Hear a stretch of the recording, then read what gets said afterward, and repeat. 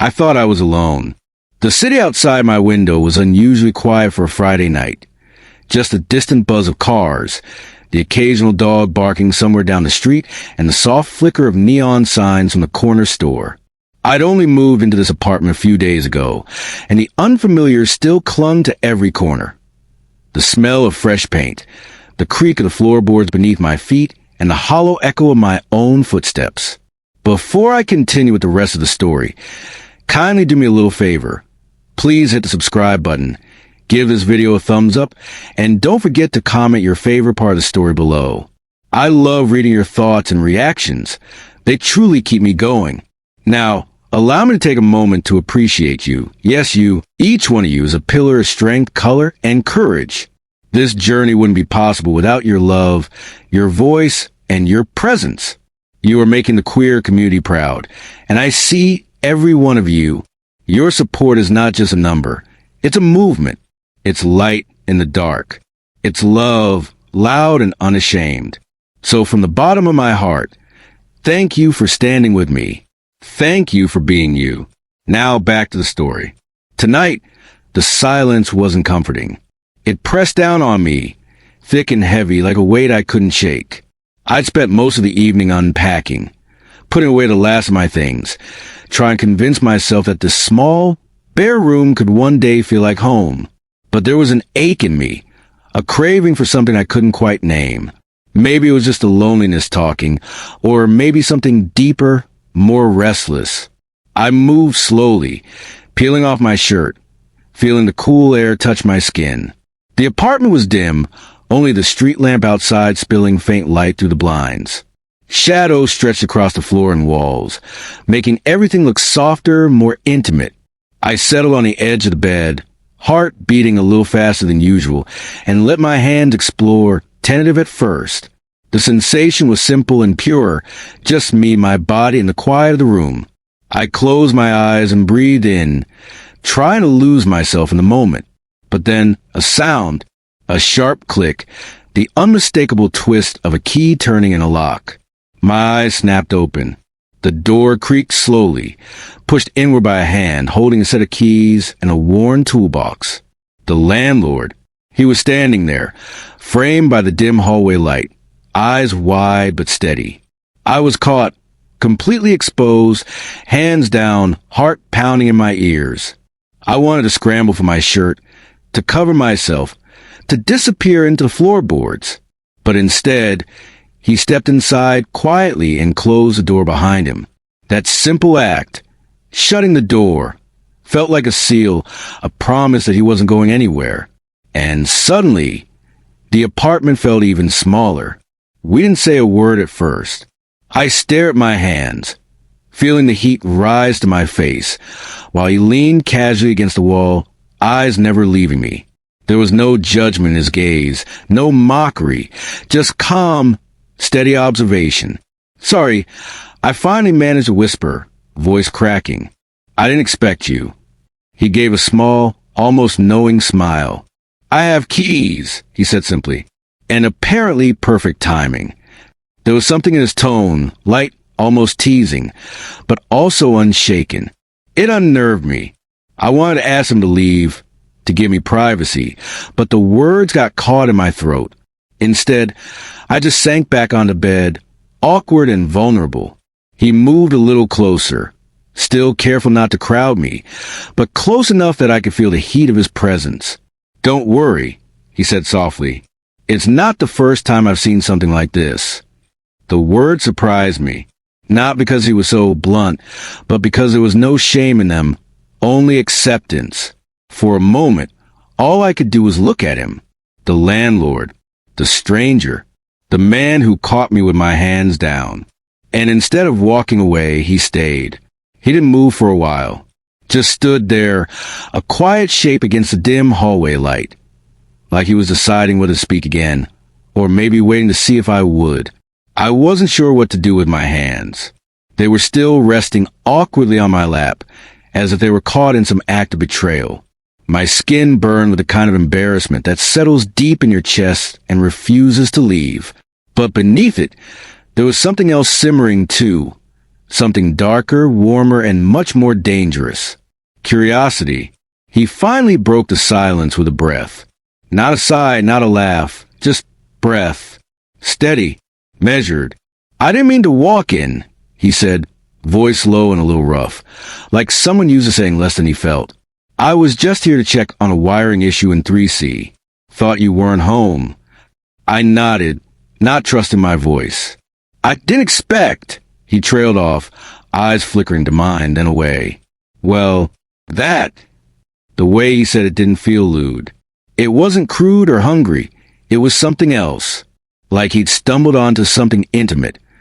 Something he hadn't been meant to see, but couldn't bring himself to look away from. "Do you always come in without knocking?" I asked, a little bolder than I felt. His eyes met mine again. Only when tenants don't answer after 3 visits and a note on the door. I didn't remember any note. Or maybe I hadn't looked hard enough. He stepped further into the room, slow and deliberate, like he was testing boundaries, his, mine, or maybe the ones between us. His movements were quiet, almost careful, as if he was trying not to startle me. I should have been nervous. Maybe I was, but not in the way I expected. It wasn't fear twisting in my gut. It was anticipation. And something I hadn't felt in a long time, attention, being seen, in a way that wasn't fleeting or transactional, in a way that made the air feel heavier, closer. He set the toolbox down on the desk and glanced around the room, as if noticing the unpacked boxes for the first time. "Still settling in?" "Yeah," I said softly. "Still feels like I'm borrowing someone else's life." A corner of his mouth turned up. "Takes time. I've lived in this building for almost 10 years, and sometimes it still doesn't feel like mine." I looked at him, really looked. Late 30s, maybe early 40s.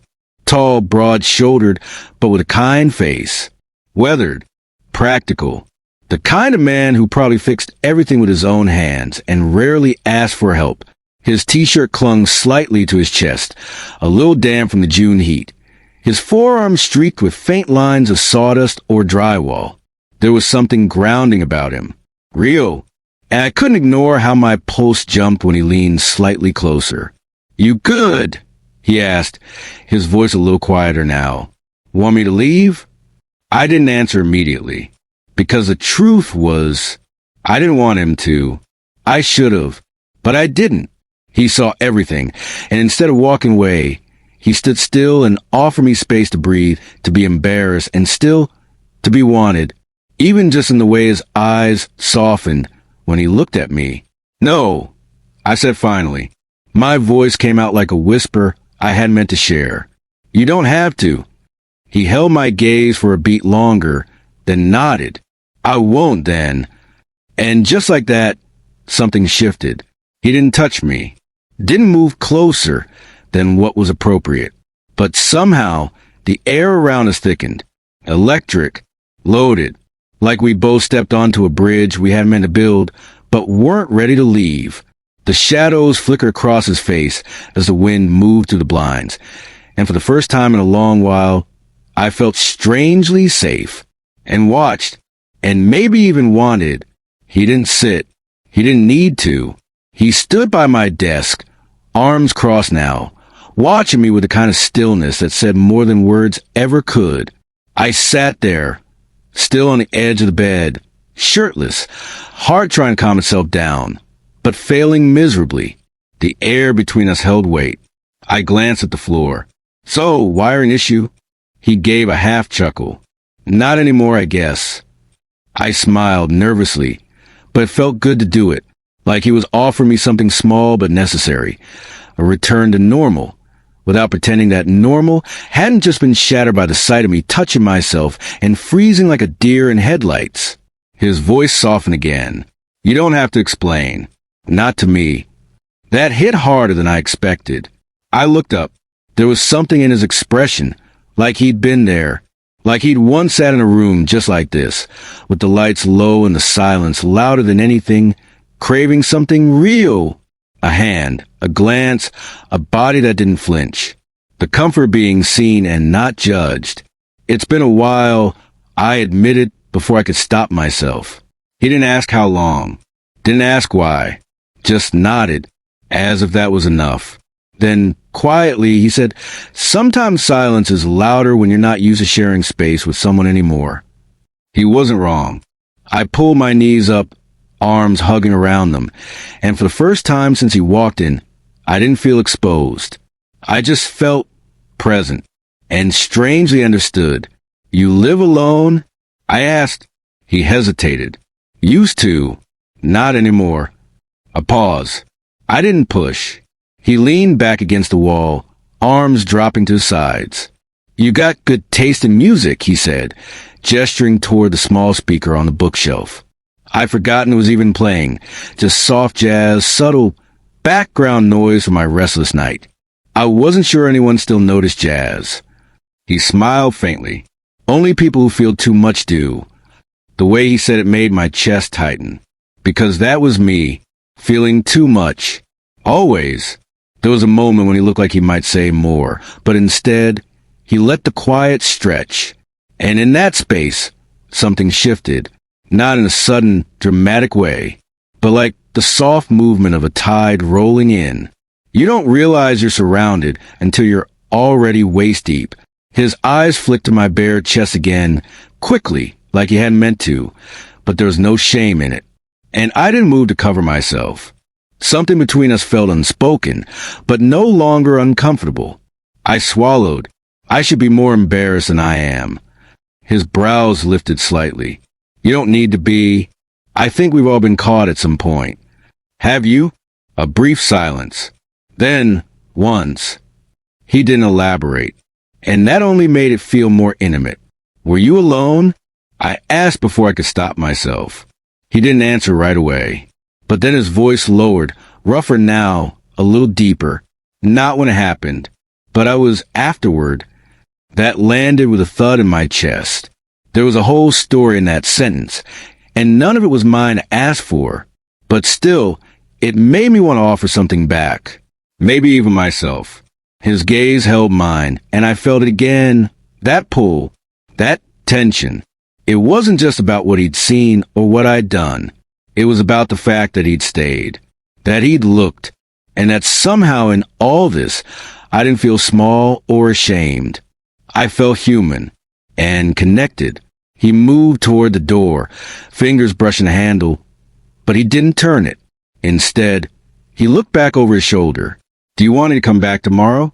I can bring a few tools, help mount your shelves, or whatever else you need." There was a pause before I said anything. My voice, when it came, was soft but certain. "Yeah, come back." He gave a small nod, then turned the handle slowly, slipping out into the hallway without another word. But the weight of his presence stayed behind.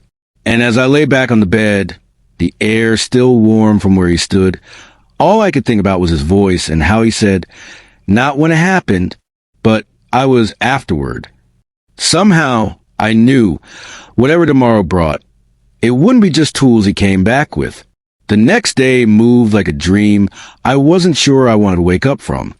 I cleaned the apartment even though it was already clean. Wiped down shelves I hadn't touched. Rearranged books that didn't need rearranging.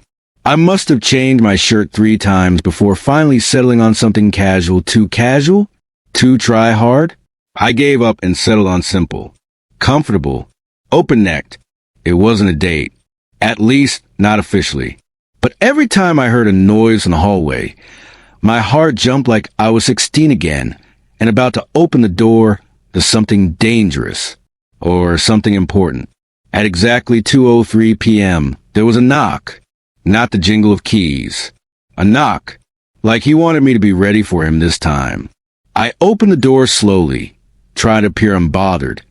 But the moment I saw him standing there in that fitted navy work shirt, sleeves rolled, toolbox in one hand and that same soft half smile on his face, I felt it again.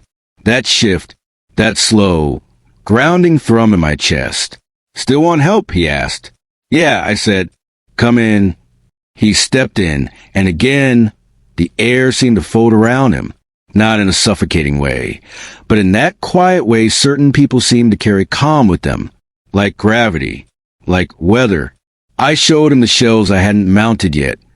2 in the hallway, 1 in the bedroom, and another leaning against a wall near my desk.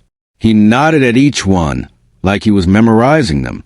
Stud finder? He asked, setting down the box. I raised an eyebrow. You mean besides you? He paused, then laughed. It wasn't loud, it wasn't forced. It was a real, chest-deep kind of laugh that caught me off guard. He looked at me then with something that wasn't just amusement. It was warmth. You get a lot of people with lines like that? He asked, already unpacking the drill. Not really, I said, but I figure I'm allowed 1 bad flirtation per home improvement project. Fair enough, he replied. The first hour passed in shared silences and small talk. He drilled. I held planks steady. Occasionally our hands touched, his fingers brushing mine to guide a board into place, a nudge of a knuckle, a tap on the shoulder when I was standing in the way. It shouldn't have meant anything, but each brush was like a slow burn under the skin. He smelled faintly of cedarwood and heat. His shirt stretched slightly across his back when he reached, and I had to keep looking away just to breathe evenly. But it wasn't just the physicality that got to me. It was the way he made this feel easy, safe. Like intimacy didn't have to be messy or overwhelming, just quiet and present. After the last shelf was mounted in the bedroom, he stepped back, wiping a smudge of dust from his forearm. I handed him a bottle of water, our fingers brushing again, longer this time. His hand lingered, and so did mine. Thanks, he said, voice quieter now. You're good at this, I said. He took a sip, then leaned against the wall, still holding the bottle. I used to do this stuff all the time, not just for tenants. For someone else, too. I looked at him, waiting, my partner. He was more chaotic than practical, he added with a small smile. Didn't believe in screws or measurements, just vibes. I smiled. Sound like a fun guy. He was, he said softly, in his own way. The room felt still again. Not heavy, just full, like a page waiting to be turned. I sat down on the edge of the bed, watching him. Do you miss him? He didn't flinch at the question, just nodded. Yeah, not every day, but in the quiet moments, like this. There was no hesitation this time, no awkward glancing away, just me and him. In the middle of something unnamed, I patted the bed beside me. You can sit if you want. He didn't ask twice. He came over and sat beside me, our thighs just barely touching. Close, but not too close. I didn't mean for yesterday to happen like that, I said after a long pause. But I don't know. I haven't felt this kind of attention in a long time. I noticed, he said, voice barely above a whisper. But I didn't stay because of what I saw. I stayed because of what I felt. I turned to face him. He was already looking at me. There was no kiss. Not yet. But the space between us was almost nothing now. And for the first time in a long time, I didn't feel like I was waiting for the other shoe to drop. I wasn't afraid of the silence or the stillness or the things unsaid. I just let the moment exist. And so did he. The day folded into evening faster than I expected. The light outside dimmed, and the city noises softened into a distant hum. We stayed in the bedroom, neither of us rushing to fill the quiet.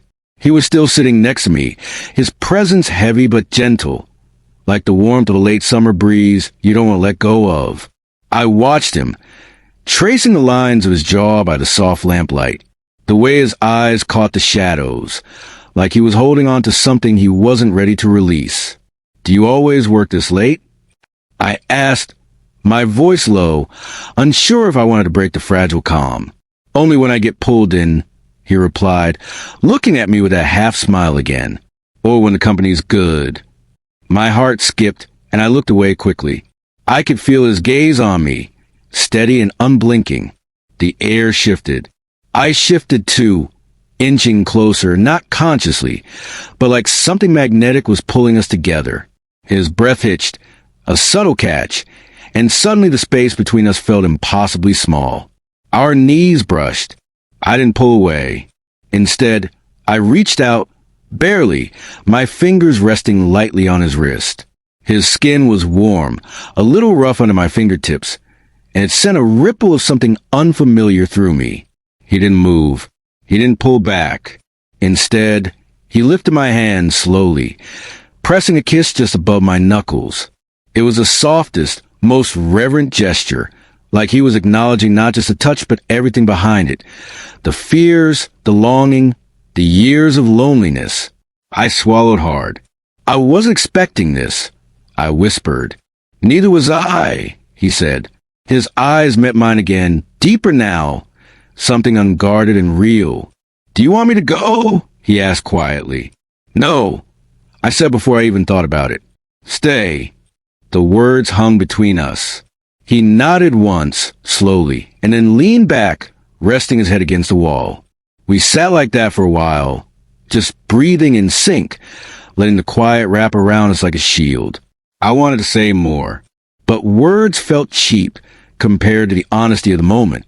Instead, I rested my head on his shoulder.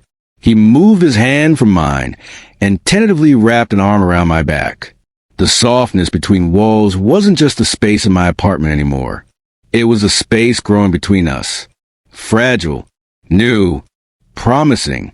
For the first time in a long time, I felt something real was beginning, something worth holding on to, and I was ready to see where it would go. We stayed like that for a long time, my head resting on his shoulder, his arm curled around me like a promise. The city outside faded further, and the only sounds were the quiet rhythm of our breathing. It was strange how a single touch could erase months, years of solitude. I felt warmth pooling low in my chest, spreading outwards in slow waves. He shifted slightly, and his hand brushed the hair at the nape of my neck, fingertips barely grazing my skin. It wasn't a deliberate move, not a calculated gesture, but it sent an electric pulse that shot straight through me. I turned my head just enough to meet his eyes. There was something raw in his gaze, something hungry but gentle all at once, like he wanted to ask 1,000 questions, but also afraid to speak too soon. His thumb traced lazy circles on my collarbone, and my heart felt like it might break open. I swallowed hard. Words stuck somewhere between my throat and my chest. Are you cold? He asked softly, voice barely above a whisper. No, I said. I wasn't. Not anymore. The warmth between us grew in that silence. The kind of heat that's less about fire and more about everything simmering just below the surface. He shifted again just a little, and I caught the faint scent of his cologne, something woody, grounded with a hint of something spicy. It made me want to lean in closer, to close that last fraction of space between us. Instead, I just let my hand rest on his thigh. His fingers twitched, and he swallowed. The room felt smaller now, charged with a quiet intensity that was impossible to ignore. I wanted to say something, anything, but the words tangled themselves up inside me. So I leaned into him, letting my breath mingle with his. It was the kind of closeness I hadn't felt in a long time, the kind that doesn't need words, because it says everything. Stay with me? I whispered, voice cracking just a little. He nodded, eyes dark and wide. And as the night wrapped itself around us, I knew this was only the beginning. The night deepened, but neither of us moved, just held space for each other. Close enough to feel the steady beat of his heart beneath his shirt, the rise and fall of his chest against mine. I traced idle patterns on his arm, mesmerized by how easily his skin yielded beneath my fingertips. We didn't need words. None came, because everything that mattered was said in the softness of a glance, the faintest brush of a hand. His eyes caught mine, searching, steady and full of something I couldn't quite name. Maybe hope, maybe something more fragile. I wanted to tell him I wasn't sure if I'd ever felt this way before, that it terrified me, but also made me feel alive, that every moment waiting in silence between us was louder than a shout, but the words stuck. So instead I leaned in, just a breath away from his lips. His breath hitched, and the world shrank until it was just us, suspended in time. His hand lifted slowly, resting against my cheek. The gentlest touch, as if he was afraid to break the fragile moment we were both holding. "Do you trust me?" he whispered. I swallowed, my heart pounding hard enough I was sure he could hear it. "Yes," I said, barely audible. He smiled, slow and sure, and closed the last of the distance between us. Not with urgency, but with care, like this was something sacred, like the night was ours alone. Our lips met, softly at first, hesitant, as if testing the fragile ground beneath us. It wasn't rushed or frantic. It was deliberate, gentle, the kind of kiss that says everything without forcing a single word. His hands found my waist, steady and warm, pulling me just close enough to feel the curve of his body against mine. The world outside the apartment ceased to exist. There was no past, no future, just this perfect, suspended moment. His breath mingled with mine, and I felt his heartbeat echo mine, wild and steady all at once. My fingers tangled in the back of his shirt, clutching for more of that connection, the reassurance. He kissed me again, deeper this time, slow and sure. I didn't want to think, didn't want to overanalyze. I just wanted to be there, in that moment, where everything else fell away, where the only thing that mattered was him, and me, and the softness of the night wrapped around us like a promise. The first light crept softly through the blinds, casting thin golden lines across the room, painting us in the quiet glow of morning. We lay tangled together, limbs intertwined in a way that felt both new and familiar, like we'd found a secret language written between skin and breath. His hand traced slow, lazy circles on my back, and I felt the steady rise and fall of his chest beneath my cheek. I was awake, but I didn't want to move, didn't want to break the spell that had settled over us. He whispered my name, low and tender, and I turned to meet his gaze. There was no need for grand declarations or promises I wasn't ready to say. His smile said everything, soft, real, and full of hope. "I'm glad you stayed," he murmured. "Me too," I answered, feeling warmth pool in my chest. We didn't rush to speak or plan or name what had just begun. Instead, we simply existed in the quiet space between us, a place where vulnerability met trust and desire met something deeper. I didn't know what tomorrow would bring, but right now, wrapped in his arms as the dawn whispered through the window, I knew I was exactly where I was supposed to be, and that was enough.